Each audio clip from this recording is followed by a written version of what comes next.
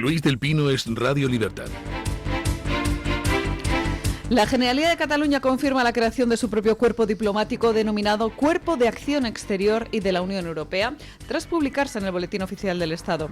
La iniciativa ha salido adelante gracias a los votos del Partido Socialista de Cataluña y de los independentistas Esquerra Republicana, los Comunes y la CUP, y además estará adscrita al Departamento de Presidencia. Este nuevo cuerpo diplomático tendrá funciones como establecer relaciones con gobiernos y representantes extranjeros, revisar tratados internacionales que afecten a Cataluña y colaborar con organismos internacionales. Es decir, será un cuerpo diplomático al uso con funciones propias de embajadores o cónsules, pero a nivel de Cataluña. No es la primera vez que delegaciones exteriores del gobierno catalán han servido para difundir propaganda independentista bajo el paraguas institucional. La novedad aquí es que cuenta con el respaldo del PSC, el Partido Socialista de Cataluña. Bueno, pues nuestra Constitución marca que la diplomacia, las relaciones exteriores, por supuesto, corresponden al Estado, pero Sánchez acaba de concederle a Cataluña que tenga un cuerpo diplomático propio. Por supuesto, disfrazado con otro nombre, pero vamos, es un cuerpo diplomático, con atribuciones propias de las relaciones exteriores de un Estado. Continúa poquito a poquito trabajándose en la creación de esas estructuras de Estado que vienen reclamando los separatistas catalanes desde hace tiempo, pero vamos, ya les he dicho a ustedes que los separatistas catalanes no son absolutamente nadie, son la mano de obra, son el sicariato. Quienes han mandado siempre en el proceso separatista han sido los dos partidos supuestamente nacionales, el PP y, sobre todo, el Partido Socialista. Fundamentalmente el Partido Socialista, pero con la inestimable ayuda del PP. No es el PSOE y no son los separatistas catalanes quienes impusieron el catalán como lengua propia de Baleares. Fue el PP. No es el PSOE y no son los separatistas catalanes quienes iniciaron en Galicia una senda de galleguización forzada que nada tiene que envidiar a la del nacionalismo catalán, llegando incluso a calcar propuestas del nacionalismo catalán, como por ejemplo lo de incorporar Galicia a la lusofonía. Eso fue el PP. No fueron los separatistas quienes han permitido en Navarra poco a poco la euskaldunización de pueblo tras pueblo. Han sido el PSOE y el PP. Y no son los separatistas los que protagonizaron el golpe de Estado de 2017. Quien lo permitió, quien lo alentó, fueron el PSOE y sobre todo en aquel momento el PP, que estaba en el gobierno con una mayoría absoluta. Poquito a poquito pues se van concediendo a los separatistas cotas de poder, dinero, victorias simbólicas. Luego veremos una que va a tener lugar este viernes con concurso del PSOE y del PP.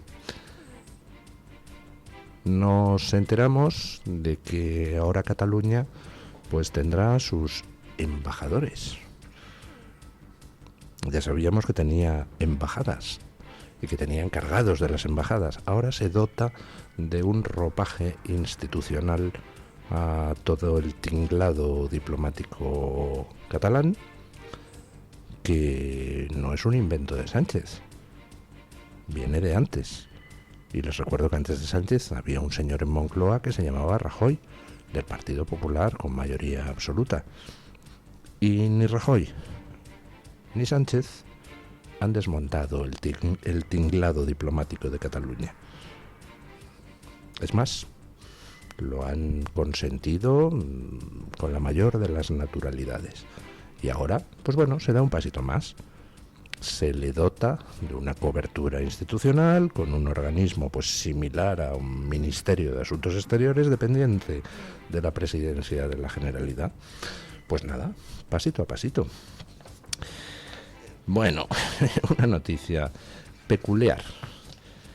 Acabamos de mandar a Caracas, a Venezuela, a ese régimen, ese narcorrégimen dirigido por un torturador y asesino que se llama Nicolás Maduro, pues a un nuevo cónsul general. Y un cónsul general que tiene una característica muy peculiar. Escuchen. Seguimos hablando de diplomacia porque el ministro de Asuntos Exteriores, José Manuel Álvarez, ha designado como cónsul general en Caracas al diplomático Ramón Molina, quien fuera sancionado en 2016 por la expedición irregular de visados durante su etapa en la Embajada Española en Bagdad. La elección de Ramón Molina ha generado sorpresa en el Ministerio de Asuntos Exteriores, ya que Caracas está considerada una plaza de alta demanda. Desde el Ministerio argumentan que la sanción ocurrida hace casi una década no inhabilita a Molina para ejercer nuevas responsabilidades e insisten en el buen papel desempeñado en su reciente etapa como embajador de Gabón, en la que no se han registrado incidentes. O sea, mandan un nuevo cónsul general a Caracas y mandan a uno que parece que es experto en expedición de visados irregulares. No me diga. Vamos, la noticia tiene su guasa. ¿A qué va a dedicar sus esfuerzos este señor? Podemos sospechar, los pobres mortales, que a lo mejor si expidió visados irregulares en su etapa de embajador en Bagdad, pues ahora le da lo mismo, su etapa de cónsul en Bagdad, pues a lo mejor ahora le da por hacer lo mismo en su etapa de cónsul en Caracas. Precisamente a Venezuela lo tienen que mandar. Oiga, ¿no será que es que el objetivo es poder expedir visados irregulares a venezolanos designados por el régimen de Maduro? No, ¿cómo va a ser eso? Solo alguien muy mal pensado podría creer semejante cosa, ¿verdad? Bueno, más noticias chungas, más noticias curiosas. Ayer, pues Monedero vio cómo desestimaban una causa contra él. Monedero, ese gran feminista, ese señor que si por algo se ha caracterizado siempre es por su respetuoso trato a las mujeres. Escuchen, porque nos acabamos de enterar de que ciertas expresiones en realidad tienen una connotación que debe de ser cariñosa. Escuchen. Les hablamos ahora de la denuncia a Juan Carlos Monedero por insultos sexistas a varias alumnas de la Universidad Complutense, porque la Fiscalía de Madrid ha decidido archivarla. Considera que aunque sus expresiones fueron inadecuadas y reprochables moralmente, no alcanzan la gravedad necesaria para ser consideradas delito contra la integridad moral. Entre las expresiones que constaban en la denuncia había calificativos como tener cara de zorra o llamar a una chica vaca lechera, además de hacer comentarios sexuales inapropiados como jactarse de haber mantenido relaciones sexuales con otras alumnas y haberse excedido cogiendo a una de ellas por los hombros. En su escrito, la Fiscalía admite que los hechos reflejan una conducta impropia de un docente, pero subraya que no existió reiteración que causara un daño psíquico, algo grave o humillante. El caso podría ahora derivar en un proceso disciplinario interno simplemente por parte de la universidad.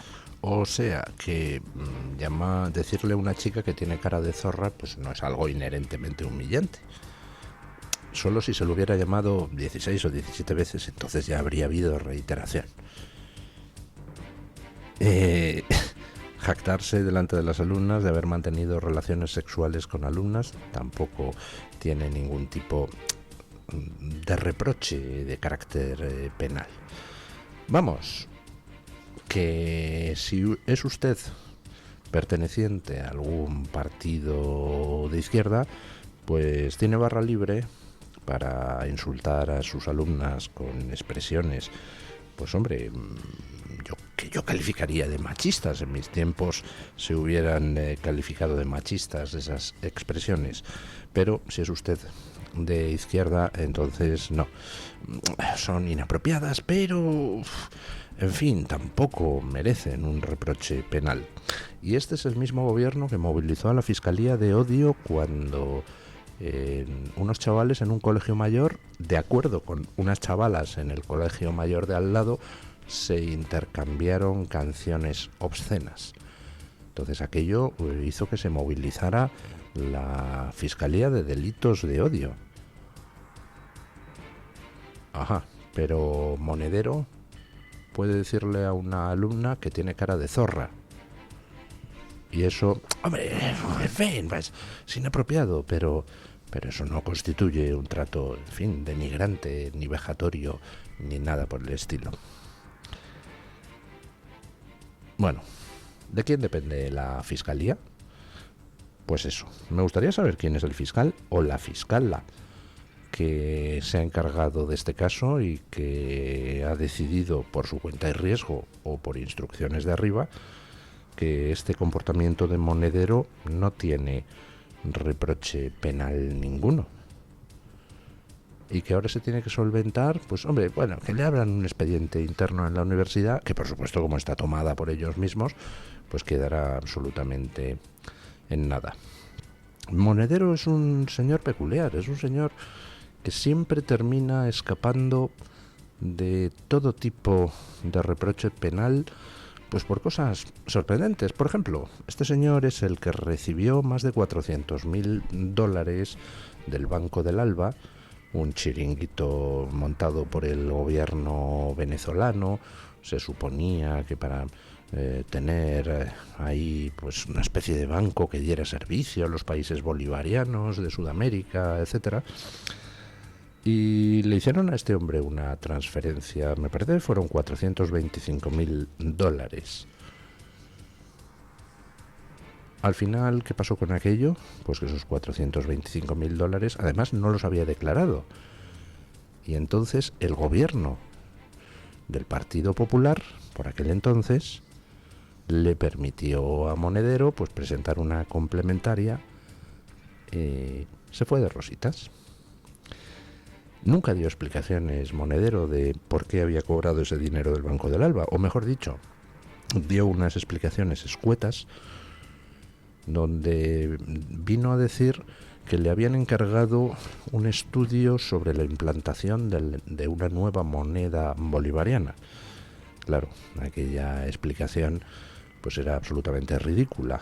Tú no encargas un estudio sobre la implantación, la creación e implantación de una nueva moneda a alguien como Monedero, que, pues no sé, sabrá de cómo tratar a cierto tipo de mujeres, pero de economía, pues hombre, no es precisamente un experto. Se negó Monedero a enseñar el contrato, se negó Monedero a dar detalles de en qué condiciones le habían dado ese contrato. Había habido un concurso público, había habido economistas concurriendo contra él por ese contrato público. Se negó Monedero a enseñar cuáles habían sido los resultados de ese supuesto trabajo. Si le habían encargado estudiar la viabilidad de la creación de una moneda bolivariana, cuál había sido el resultado de ese trabajo valorado en $425.000. Se negó Monedero a explicar por qué. Resulta que con ese dinero se había pagado, por ejemplo, a una empresa especializada en la organización de eventos. Yo le dirigí en su día 20 preguntas a Monedero a través de las redes sociales, nunca respondió, por supuesto.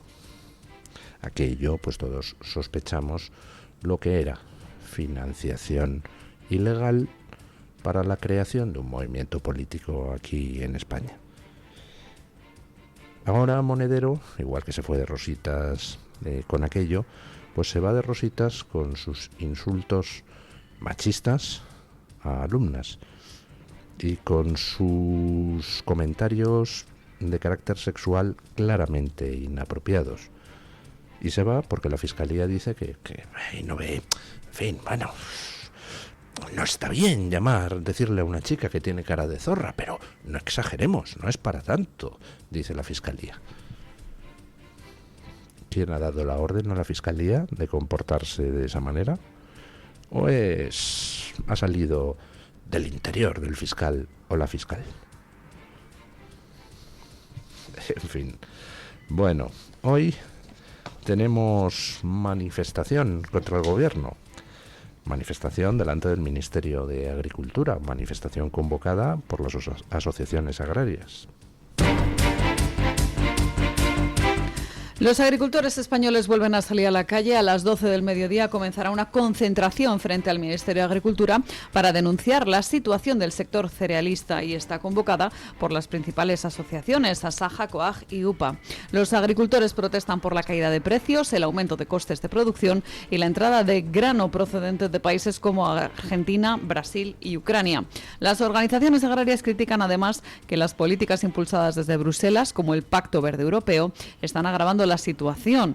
Precisamente denuncian que las nuevas restricciones medioambientales lo que hacen es aumentar los costes para los agricultores sin compensaciones suficientes. Bueno, tenemos un gobierno en Europa, gobierno conjunto del Partido Socialista, no, perdón, el orden no es correcto, gobierno conjunto del Partido Popular y del Partido Socialista, porque quien lo dirige es Ursula von der Leyen, que pertenece al Partido Popular Europeo, que lleva desde hace años impulsando políticas destinadas a acabar con distintos sectores productivos de la economía europea, y entre ellos, por supuesto, el sector primario.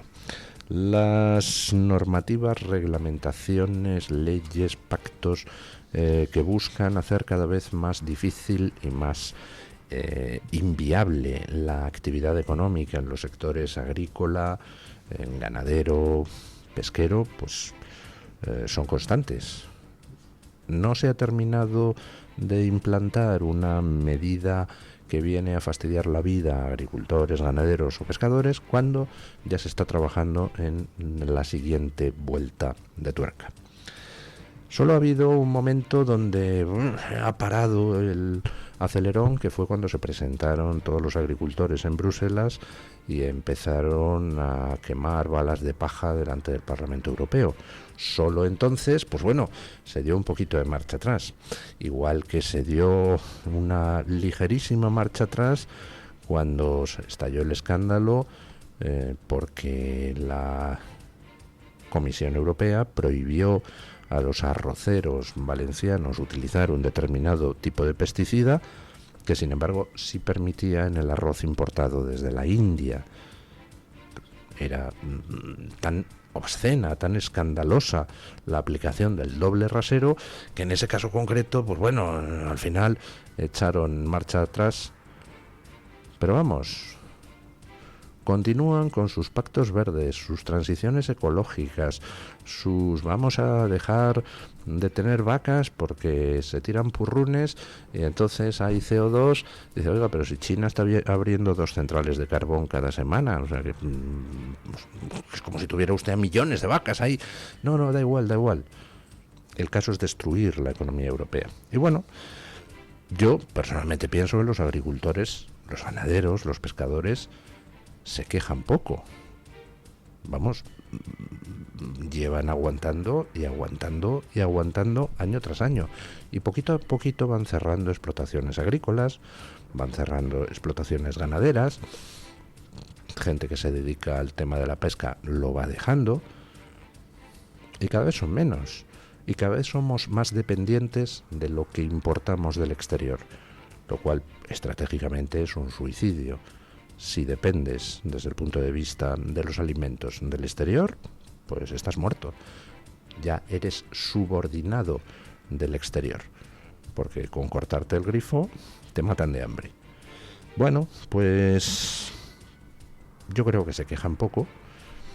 Yo creo que deberían ir mucho más allá en sus manifestaciones, en sus protestas, pero bueno, más vale poco que nada. Hoy a las 12, delante del Ministerio de Agricultura, concentración apoyada por las 3 principales asociaciones agrarias, incluida una, bueno, pues que es una asociación de izquierda.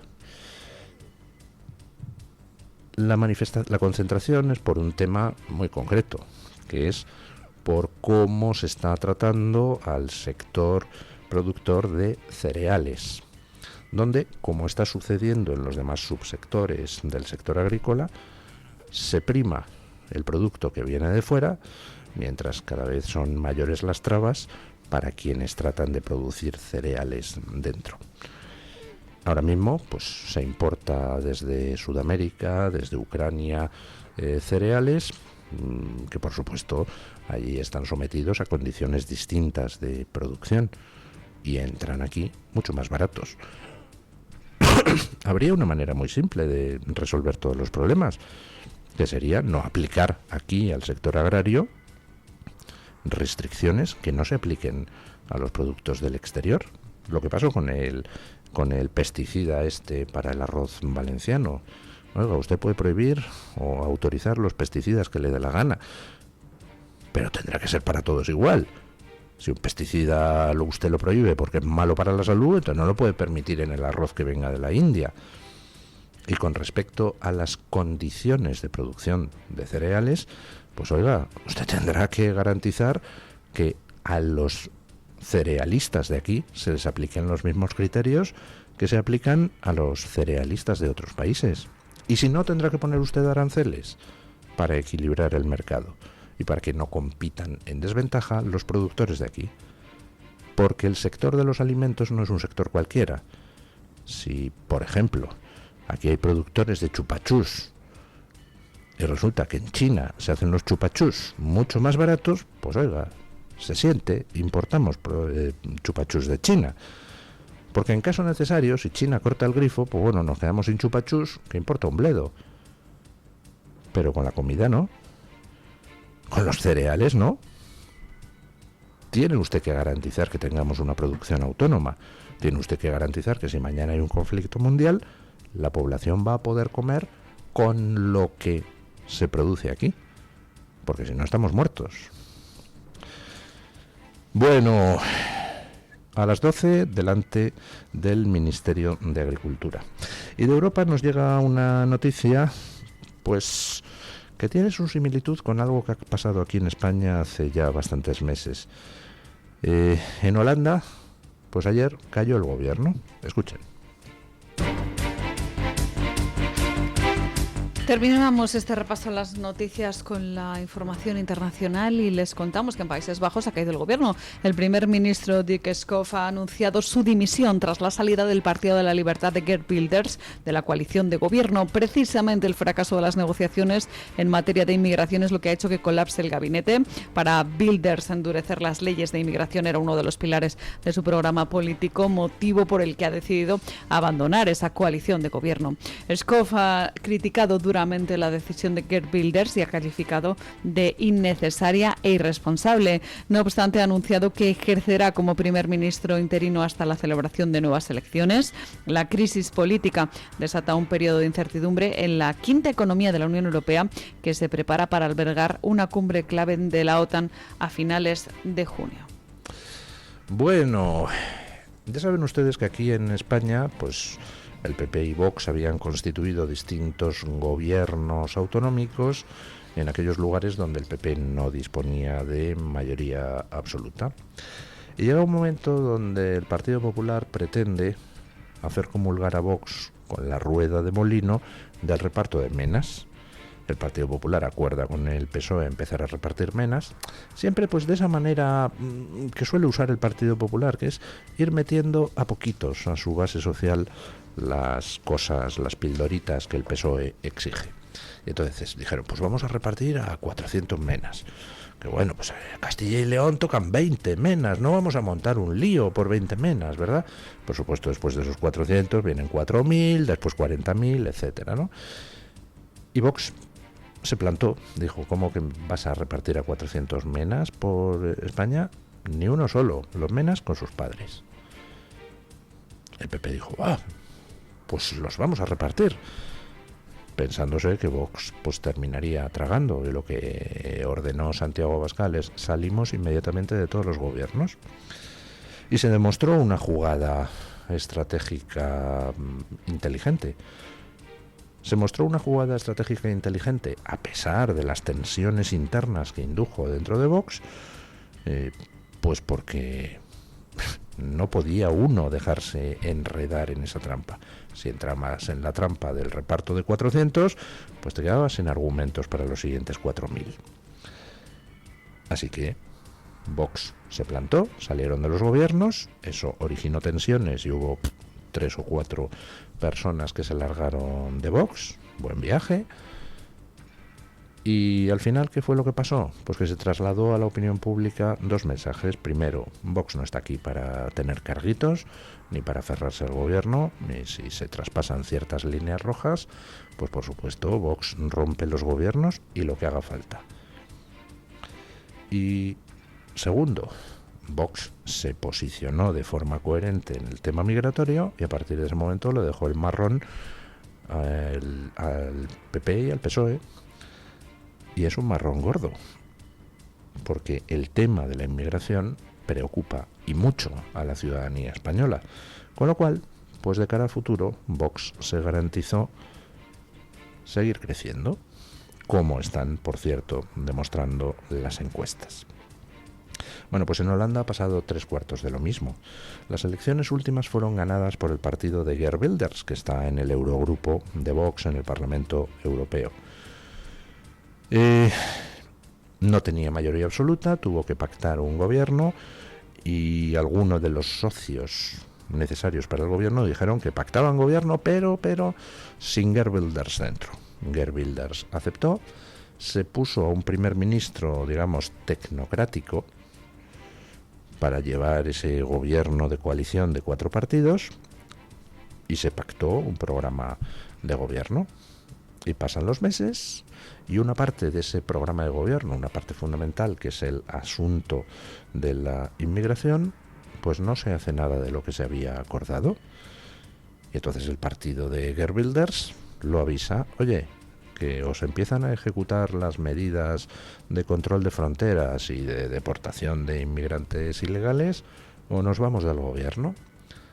Y entonces, pues los socios de gobierno debieron de hacerse la misma composición de lugar que el PP aquí con los gobiernos autonómicos y Vox. No se atreverá a irse del gobierno. ¿No se atreverá? Bueno, pues ayer lo anunciaron. Nos vamos del gobierno. Si ustedes no cumplen lo acordado en materia migratoria, pues entonces este gobierno no tiene sentido, no cuenta para nosotros, ni nosotros podemos apoyarlo. Y fue cuestión de horas. Salió Geert Wilders del gobierno y horas después el primer ministro anunciaba su dimisión. Las cosas son como son. Luego hay gente que se dedica a enredar, pero hay partidos que no. Hay partidos que le dicen a la ciudadanía: esto es lo que yo defiendo, te puede gustar o no, puedes votar a ese partido o votar a otro. Pero desde luego quienes votan a ese partido saben pues que el partido no les va a engañar ni les va a dejar tirado. Y quien vota a Geert Wilders, pues Geert Wilders podrá caer bien o mal en Holanda, pero quien le vota sabe, y ahora más, que si el partido defiende una serie de líneas rojas, pues no va a permitir que nadie las traspase. Y si defiende y si se firma un programa de gobierno, es para cumplirlo. Y si no, pues buen viaje, y vamos a elecciones y vamos a ver quién dice a la ciudadanía que está actuando correctamente. Bueno, vamos con las noticias de las 7:30. Buenos días, don Eric Gutiérrez. Muy buenos días, don Luis.